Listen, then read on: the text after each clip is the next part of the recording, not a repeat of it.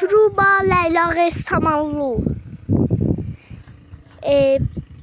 Koyun, kuzu, dağ, keçi, təbii ki. Ev.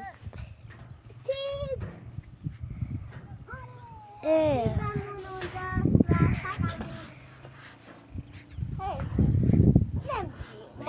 Zəngizin dağda oturxana, Zəngizin dağı.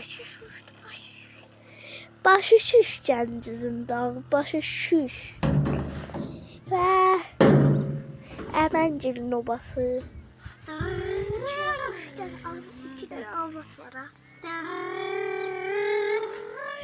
Və Əmənin çobancılısın. Və Etanazgilin, Edagilin, Suniyagilin, İsagilin və Esragilin obasıdır.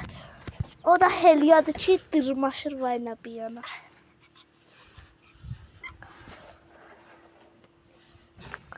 Bu da maşınımızın vəziyyətidir.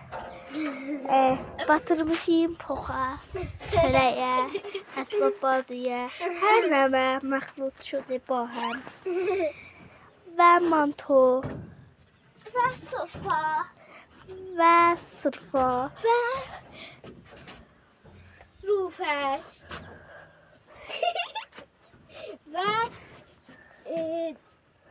rusər və dəsmal və bunlar da turapdır.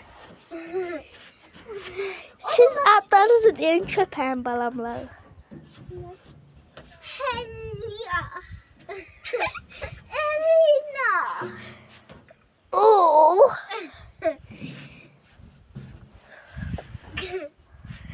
Xodafez babənəvəyə yaylaqlar.